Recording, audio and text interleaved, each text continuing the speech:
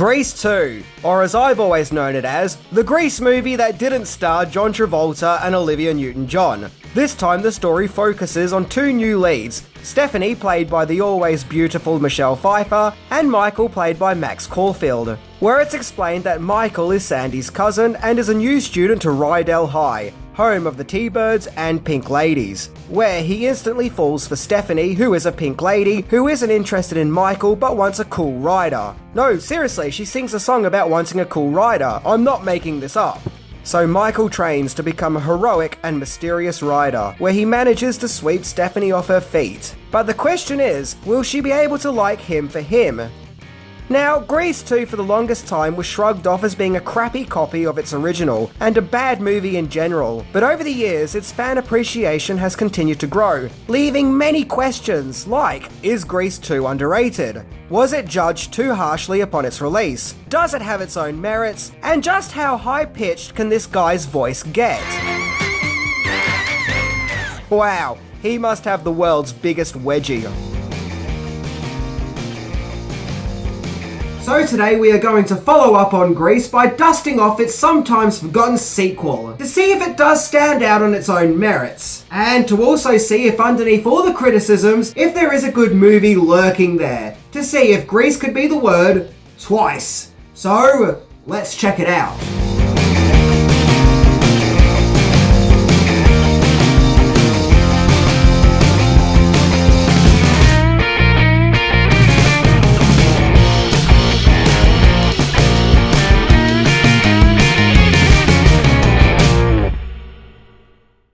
Number 10. Paramount wants its sequels. The year 1982 was a big year for Paramount Pictures, as that year they decided to return back to old properties to give them sequels. These included Star Trek II: The Wrath of Khan, the more action-packed, proactive sequel to what fans and critics called Star Trek: The Motionless Picture, as well as Friday the 13th Part 3, the Friday the 13th movie that infamously introduced Jason's now iconic hockey mask, and Airplane 2: The Sequel, the spoof movie which didn't feature the amazing talents behind the first movie, where it's now given a science fiction spin. And of course, the subject of today's episode, Grease2. In the year that Paramount tried to breathe new life into older franchises, it'll make sense that they had their sights set on Grease, as the first movie was a massive success when it came out in 1978, and was one of Paramount's highest earning movies of that time. So the question is, could Grease be the word twice?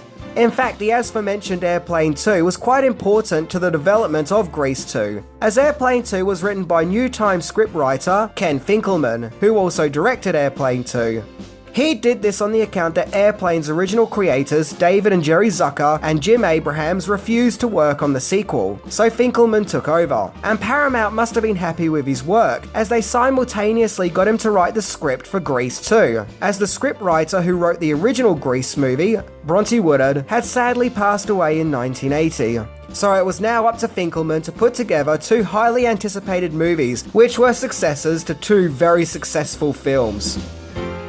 You know, no pressure or anything. Number 9. Original sequel ideas. So the question is, what do you do to make a sequel of Grease? Where do you go after seeing Danny and Sandy gloriously fly off into the sky?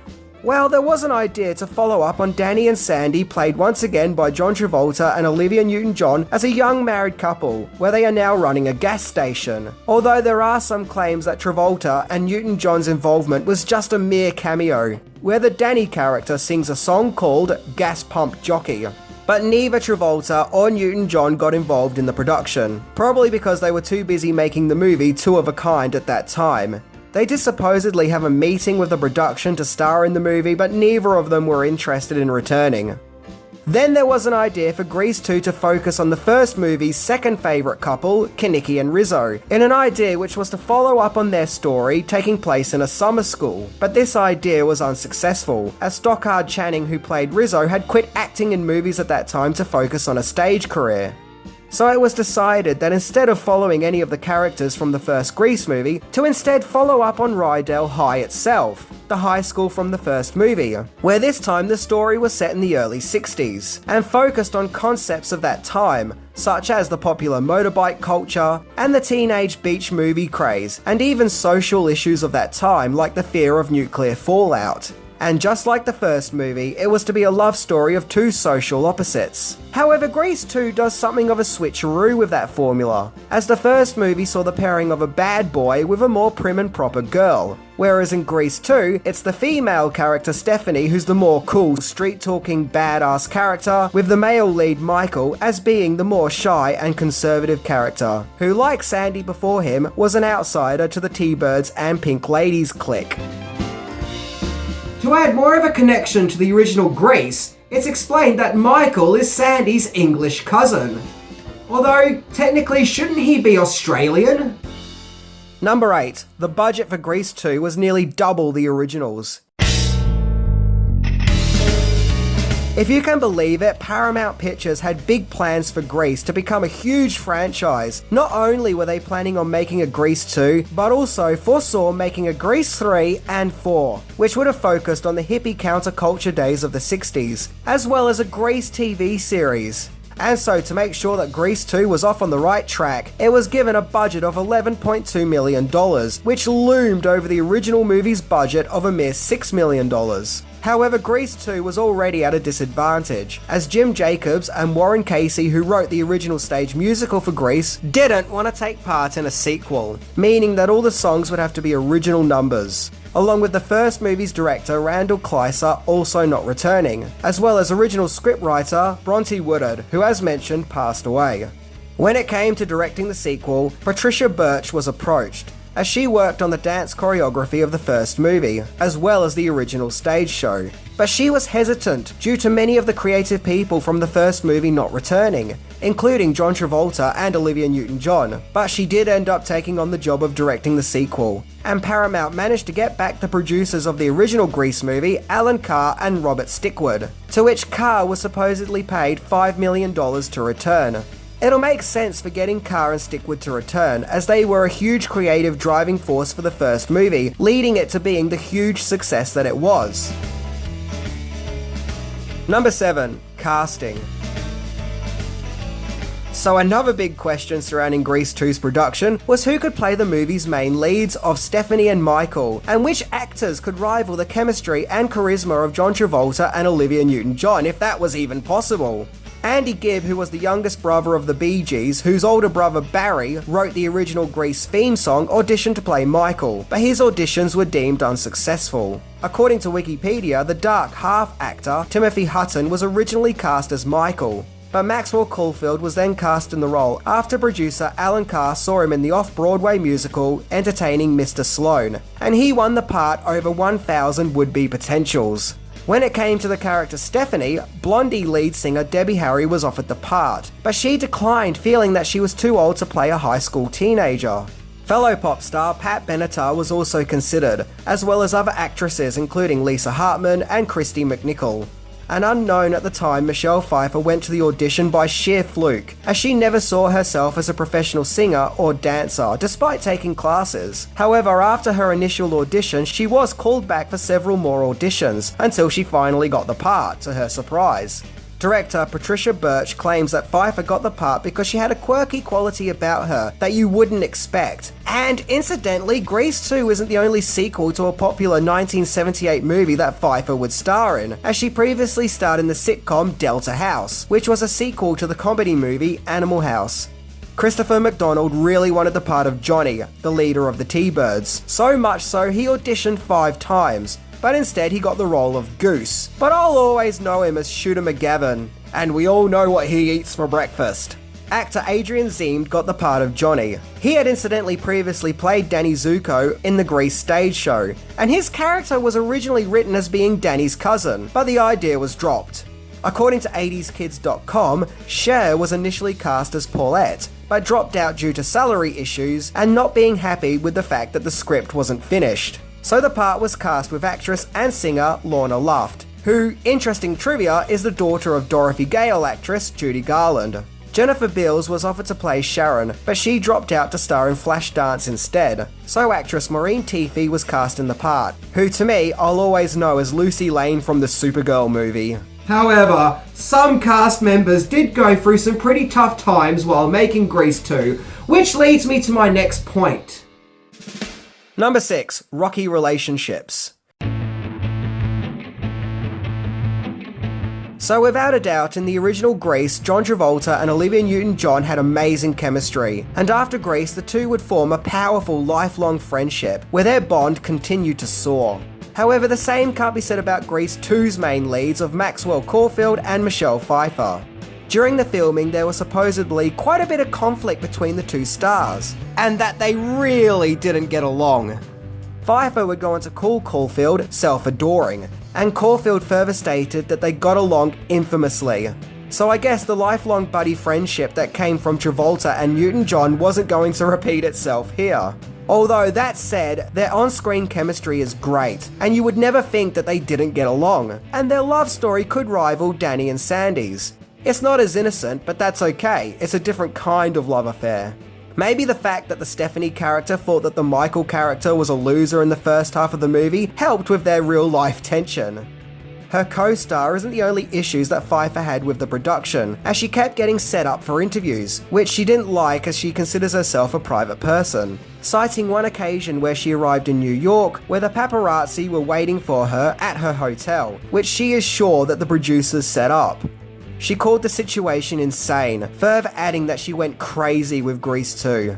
Paulette actress Lorna Luft had her own issues with Grease 2, a more painful one, as the production wanted her to look like Marilyn Monroe, so producer Alan Carr sent her to a hairdresser to get her hair peroxided to a platinum blonde colour. But the dye that was used was really rough on her, of which dyeing her hair was extremely painful, and the following day when seeing the movie's hair and makeup specialist, chunks of her hair was falling out, with her hair now only being inches long. So the solution to this was to just put a wig on her for filming.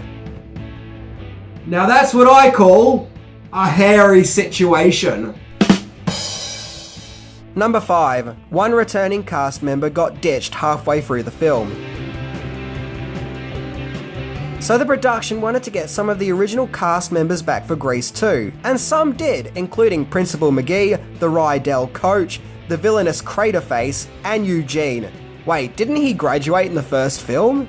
However, the production wanted one of the main cast characters to return, so we got the return of Frenchie, played once again by Didi Conn, where it's explained that she dropped out of high school and is now returning to do a beauty course. Damn, I guess the guardian angel from the first movie didn't work after all. Her character also acts as something of a mentor to the Michael character. However, if you watch Grease 2 closely, you'll see that about halfway through the movie, the character is dropped from the film, never to be seen again. She just disappears without any resolution as to what happened to her, or if she did indeed finish her beauty course. This is because when filming started, Frenchie was in the movie, and thus Conn filmed some of her scenes. But as the filming went on, the character of Frenchie was completely written out of the script, and so Conn was informed that she wouldn't be required for filming anymore. Yep, they just dropped her with only half her scenes being filmed. I guess it's a reflection of how turbulent and messy the script writing process was for Grease 2. But regardless, it was decided to keep in the movie the scenes that she had already filmed, which is kind of even more baffling, as once again there is no resolution or payoff for her character being there.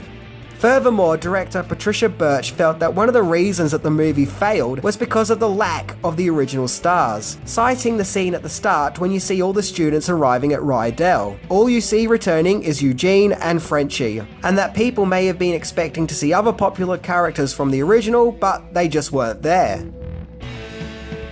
She further added that fans of the original Grease who had seen the movie at least 5 times had to suddenly now get to know new characters. And yeah, I guess at the time that could have been alienating and jarring to fans. And I think there's a spider on my ear. No. Oh, there was! Ugh. Number 4. Original title fiasco. So now we get to the issues surrounding the title. You would think that Grease 2 would be easy enough, but it wasn't as simple as that. Originally, the movie had the title of More Grease, which then got retitled to Son of Grease. However, as the production went on, it was decided to change the title to something more straight to the point, and so it was retitled to yet again as Grease 2. This apparently disappointed Michael actor Maxwell Caulfield, who thought that Son of Grease was a much better title, and that Grease 2 as a title was just too dull, and so he felt the movie should be called Son of Grease. He apparently really fought with the production to have the title changed back to Son of Grease. Supposedly, on one occasion, Entertainment Weekly turned up on the set to interview Caulfield, where he was wearing a t-shirt that had Son of Grease printed on it, and that this was some kind of defiant protest/campaign to change the title back, and to publicly get the title Son of Grease out there. Yeah, for some reason Caulfield really had his heart set on calling the movie Son of Grease and stuck to his guns. I don't know why he was so sure the movie had to be called Son of Grace. I mean, it's not that much of a great title. It doesn't make me think, oh my god, Son of Grace, that is just an impossibly awesome title. Personally, I hear the title Son of Grace, and I think that it must be a movie about Danny and Sandy's kid. Number 3, the music of Grease 2. So of course we get to a truly important aspect of Grease 2, that being the music. The first movie soundtrack was produced by Australian music producer John Farrar, where he reworked pre-existing songs from the musical and wrote several new ones, with the soundtrack being a smash hit. Farrar didn't return for the sequel. Instead, songwriter and musician Louis St. Louis came on board as the music producer for Grease 2, as well as co-writing several of the songs. Now, St. Louis had acted as a music consultant on the first movie, as well as composing the song Sandy, but he was now solely in charge of the music, and unlike the first movie, he didn't have pre-existing songs to work with. So the songs in Grease 2 were entirely brand new. St. Louis did however though have help from fellow musician Michael Gibson, who likewise did some work on the original Grease.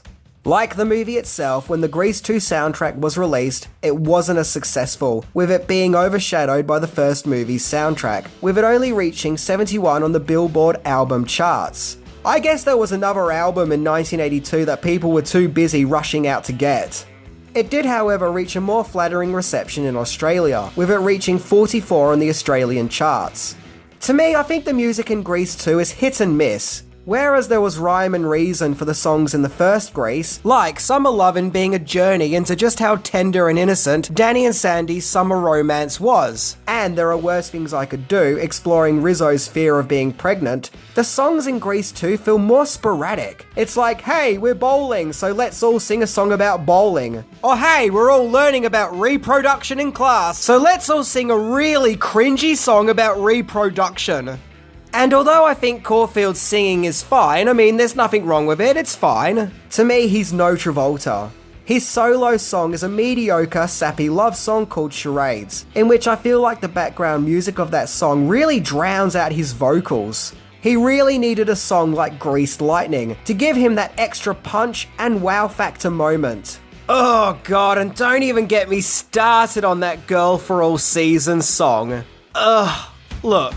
To me, it is just really corny, and it feels like it just goes on and on for an eternity. Like, someone make it stop, please. It just keeps going. But, and I must say, I don't not love the music in Grease 2. It does have some great tunes that are worthy of the original movie. I would go as far as to say that some of them are great and catchy, and have pretty good rocking vibes. I mean, I could never get enough of seeing Michelle Pfeiffer singing Cool Rider. In fact, director Patricia Birch felt that the opening song Back to School Again was a highlight in the movie, and I agree, it's shot very well. That scene where everyone is dancing in unison looks amazing. No one is out of cue, and I can only imagine how many takes it would have taken to film that shot.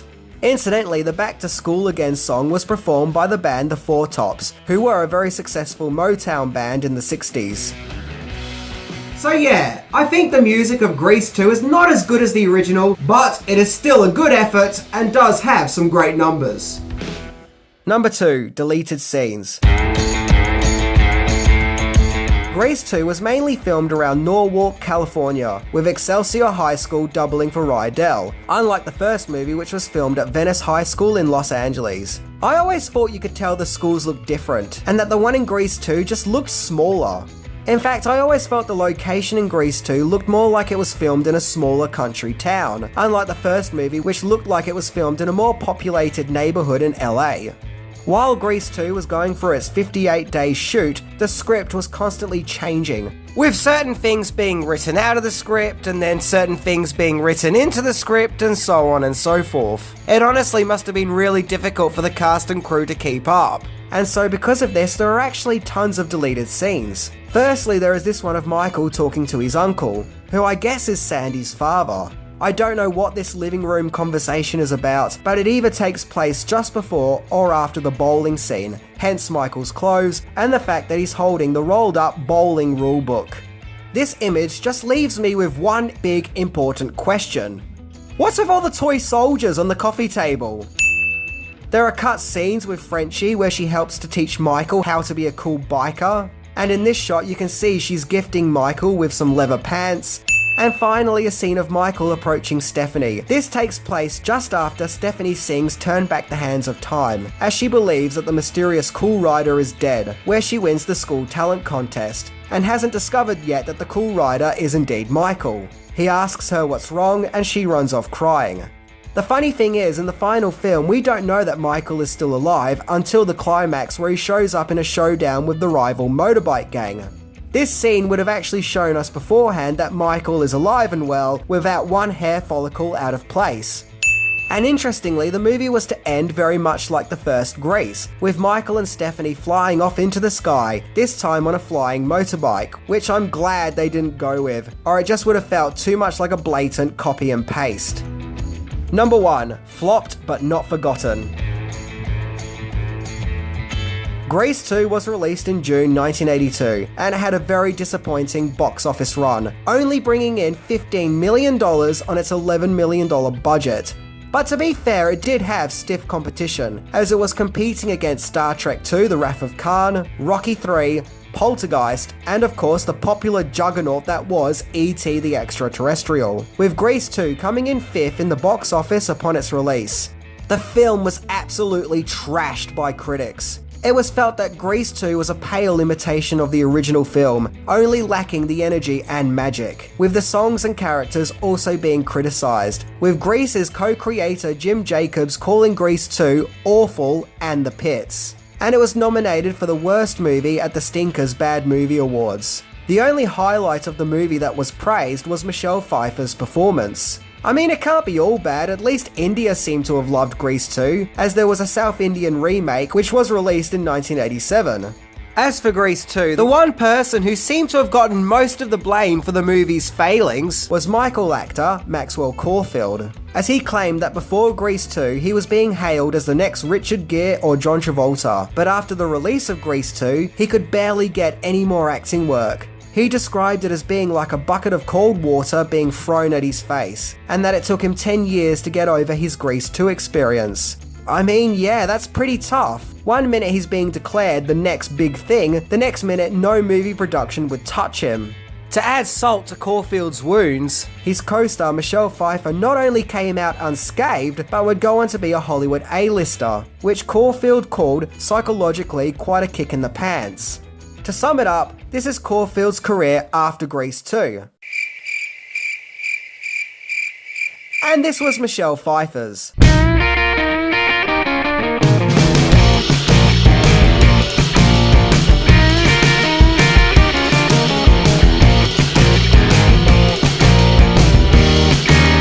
To be fair though, Caulfield is perfectly fine in the movie. He's sincere and has plenty of heart. He's not the super cool Danny Zuko, but that's okay, he's a different character, rather than just being a Danny clone. One that is more sensitive and heartfelt. And despite the failings in his career, he would go on to star in the 1995 popular cult movie Empire Records, so there is that. I think one major problem with Grease 2 is that by 1982, the first Grease was a classic, and now fans were going to see a new movie with a new cast of characters, which was probably alienating, with the new cast feeling more like imposters, especially considering the characters in the first Grease were so well loved. But that said though, over time Grease 2 has developed more and more of a fan appreciation, to the point where many people love it and consider it to be as good as the original. In fact, I've even heard quite a few people say that they love it more than the first movie, and I don't mean like one or two people saying this, I've heard quite a lot say it. In fact, Grease 2 got its own celebration day, with June the 14th being Grease 2 Day. Yeah, there is a Grease 2 Day. Not to mention a stage show version of Grease 2 was also put together. So Grease 2, like the first movie, has a stage show after all. What I hear fans of the second movie frequently say is that you have to see it as its own movie, something completely different to the first Grease, and to not have the first movie in mind when you watch it. And then you'll see it's a really fun and enjoyable early 80s teen musical. And I think that's true. Grease 2 does have its own merits, and is competently made and is enjoyable with some standout musical numbers. One thing that I personally like about Grease 2 is that there is a superhero element added to the story. The idea of the mild-mannered Michael having a heroic alter ego as the mysterious Ryder, who hides his true identity, whereas his alter ego, Michael, is more confident, heroic, and tough and is able to get the girl. In fact, adding to the superhero element, Superman is even referenced in the movie when Michael questions Stephanie about reading Superman comics. So I think the production were definitely going with a superhero twist. And so in a weird way, Grease 2 is kind of a superhero movie. And so, despite its harsh criticisms upon its release, I think that Grease 2 does stand out on its own. It's just that this one took a little longer for people to warm up to. And as far as being a sequel goes, I do believe that Grease 2 is a worthy follow-up. So I guess it's fitting that right now I make an episode on Grease 2. Not just because I recently did one on the first Grease, which a lot of my awesome viewers really liked and racked in a lot of views, but because this year marks Grease 2's 40th anniversary. So maybe it's time for Grease 2 to get all the recognition that it deserves, and for it to finally be realised that it does have a massive following. Maybe it could finally be as celebrated as much as the first one. Anyway, I'm Minty, and if I ever get a superhero alter ego, my alter ego name is going to be Jason Savage. See ya!